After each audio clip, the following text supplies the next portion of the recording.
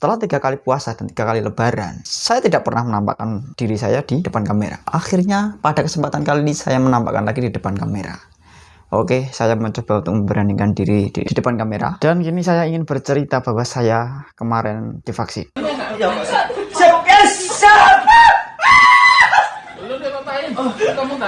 Tepatnya tanggal 19 Agustus 2021 pukul 11.53. Saya ingin bercerita bagaimana role ketika saya mulai berangkat dari rumah sampai di tujuan, ngantri, cari belangko, cari antrian, numpuk berkas, ngantri, tunggu dipanggil, daftar dengan nomor telepon, nunggu dipanggil lagi, nunggu di swab, setelah itu swab, nunggu dipanggil lagi, setelah itu masuk ruangan, nunggu di tensi, setelah itu masuk ruangan lagi, nunggu disuntik, ngantri disuntik, setelah itu disuntik, pada akhirnya saya akan menjadi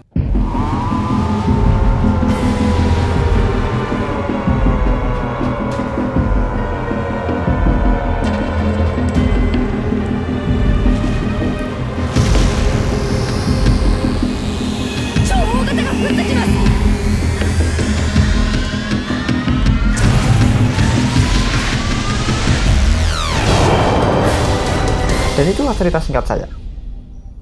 Oke, kita perpanjang cerita.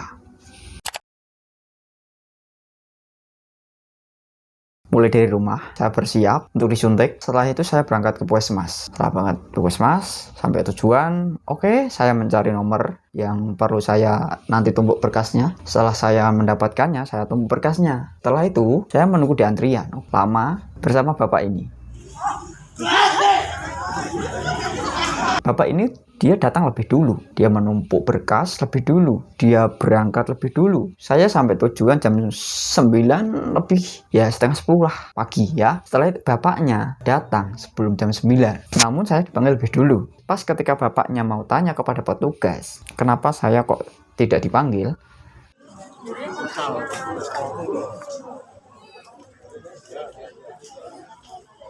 Sering dipanggil, Pak? Wah, payah nih. Petugasnya langsung bilang, sabar, tunggu. Tidak dijelaskan. Bentar, Pak, saya cari dulu berkasnya, barangkali keselimpet kemana gitu kan. Seharusnya kan seperti itu. Tidak harus sabar. Bapaknya itu sudah emosi, tahu dah. Bapaknya sudah emosi. Saya emosional banget. Wah, sudah. Bapaknya tugas di Jakarta, vaksin harus segera selesai biar dia bisa pulang ke rumah, selanjutnya dia bertugas di Jakarta, seperti itu kan. Pada waktu itu bapaknya kan sudah sabar kan, sabarnya hampir maksimal. Setelah itu bapaknya kan mencoba untuk konfirmasi gitu kan, bagaimana kenapa kok saya tidak dipanggil-panggil, kan tanda tanya besar itu. Setelah itu bapaknya mencoba untuk mengklarifikasi ke depan kepada petugas. Setelah itu masuk, entah sudah divaksin atau belum. Setelah itu tiba-tiba istrinya datang, setelah itu pulang, dan sudah divaksin atau belum saya tidak tahu. Nah, pada waktu ketika itu saya sudah di swab, di tensi, sudah divaksin, dan saya tinggal menunggu kartu vaksin. Ini kartu vaksinnya. Dari awal saya mengantri menunggu berkas. Setelah itu saya mengantri untuk di swab. Persiapan swab. Di kursi putih. Setelah itu saya dipanggil petugas swab. Setelah itu saya di swab.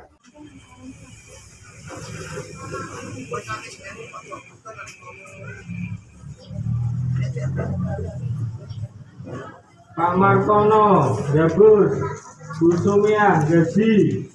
Ketika di swab Kak, kalian tahu sendiri kan, kalau swab itu jangan sampai kita menahan nafas ya. Jadi ketika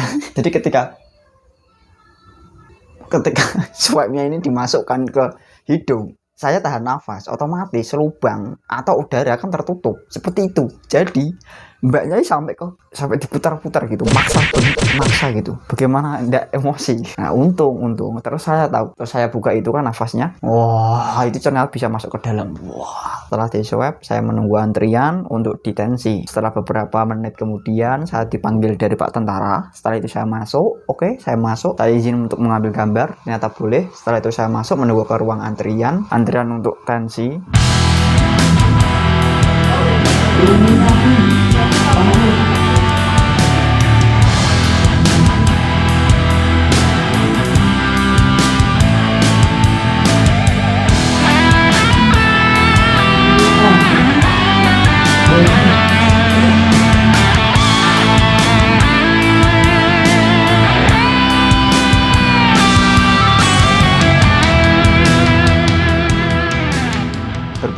berbincang bersama dengan petugas, meminta izin untuk mengambil gambar, ternyata boleh. Oke, saya berbincang-bincang, ditanyain pernah COVID enggak, pernah ada gejala pusing enggak, ada mah atau dan lain riwayat penyakit bawaan. Alhamdulillah saya diberikan kesehatan, tidak pernah COVID atau dan lain sebagainya. Tapi Moderna 160 per 90.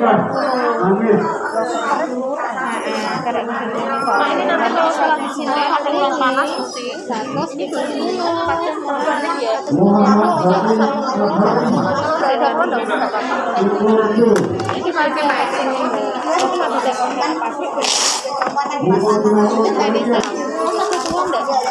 oh, enggak ada. Enggak ada. Enggak ada. Izin dokumennya, Bu. Izin dokumen ya.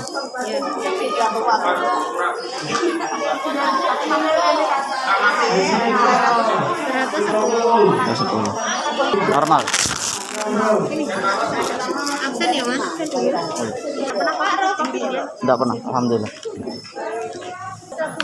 Kalau ada keluhan panas, pusing, setelah suntik, ini diminum ya. Oh iya. Boleh minumnya 4 jam setelah suntik ya, biar nanti vaksinnya merasa langsung. Oh gitu. Lebih dari itu juga enggak apa-apa. Kalau lebih dari itu malah bagus. Oh gitu. Berarti daya tahan tubuh ya. Pokoknya nggak boleh kurang dari 4 jam. Oh gitu. Kalau ada keluhan aja, kalau misalnya nggak ada keluhan nggak usah apa-apa, ini buat jaga jaga. Oh gitu. Makasih ya. Sholat ya, nanti kembali. Oh iya. Langsung bawa apa?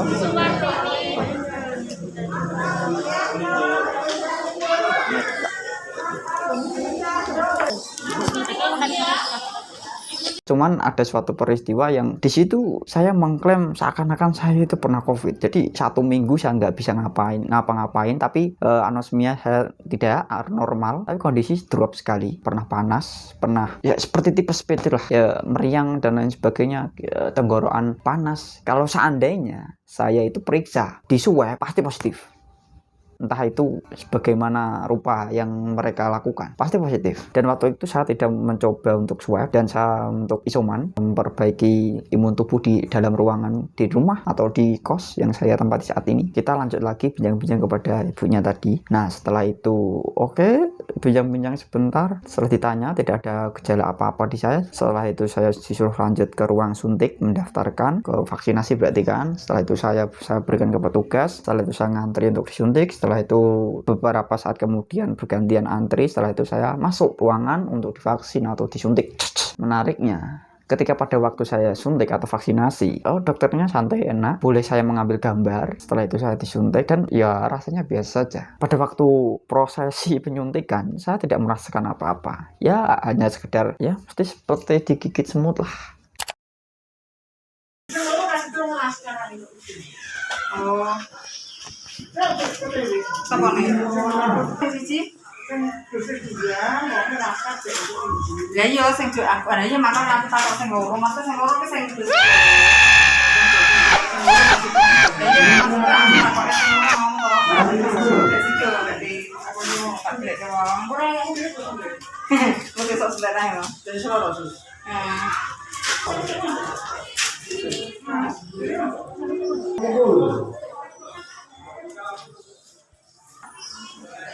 Visa dokumen ya. Visa dokumen. Saya di Benjerjo. Oh, kuliah di. Oh, iya. Amin. Oh. Seperti itu. Namun setelah beberapa jam kemudian sampai sekarang ini yang kiri kan ya, yang kiri kemeng bro, kemeng guys. Jadi yang kiri sampai sekarang ini kemeng. Tapi cuman karena ini sudah 3 hari yang lalu, jadi ini mending lah. Nah ini penting sekali. Jadi masyarakat itu perlu edukasi. Betapa pentingnya edukasi untuk masyarakat yang akan divaksin. Contoh saya sendiri, jadi masyarakat itu tidak akan terkejut ketika diberitahu atau diedukasi. Contohnya, ada tetangga saya waktu awal-awalnya vaksin lebih dulu. Ternyata dengan kondisi tidak fit, dia memaksakan vaksin karena itu adalah tugas dari pemerintah. Dan iming-imingnya dikasih 50.000. Nah, ini seperti seakan-akan untuk memaksakan harus divaksin kan? Nah, lanjut. Ketika pemerintah atau pihak kesehatan yang ada di desa tidak mengedukasi masyarakat, ketika masyarakat terjadi apa-apa, dia akan mengklaim vaksin itu berbahaya. Vaksin akan membuat diri kita tidak sehat. Vaksin akan membuat panas kita, akan membuat pusing kita, akan membuat drop diri kita, akan membuat kita akan takut. Vaksin itu sangat berbahaya untuk masyarakat umum. Nah, inilah edukasi yang penting. Dan ternyata ketika saya sudah diberitahu, Mas, ini ada vaksinasi, jenisnya modernnya, lebih ada impact atau ada efek sampingnya lebih berat daripada Sinovac atau Nusantara. Tolong sebelum vaksin dipersiapkan dulu atau makan dan lain sebagainya. Pada waktu itu kan itu 10 Muharram. Nah, pada waktu itu saya puasa.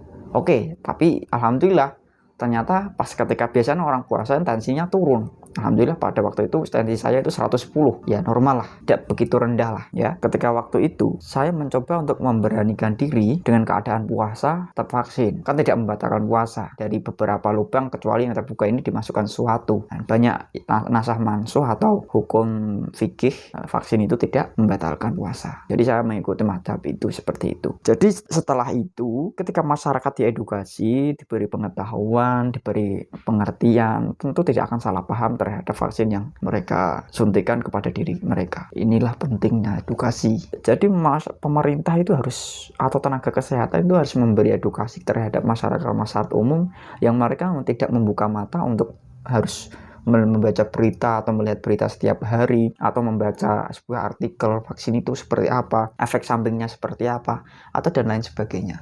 Inilah pentingnya edukasi. Nah, setelah beberapa hari kemudian, 1 hari tubuh saya masih tidak apa-apa, hanya pegel-pegel biasa. Terus 2 hari ini mulai badan saya panas, tegang, pusing. Tapi ya saya tahu karena sudah diedukasi, jadi kan saya tidak kaget atau tidak terkejut.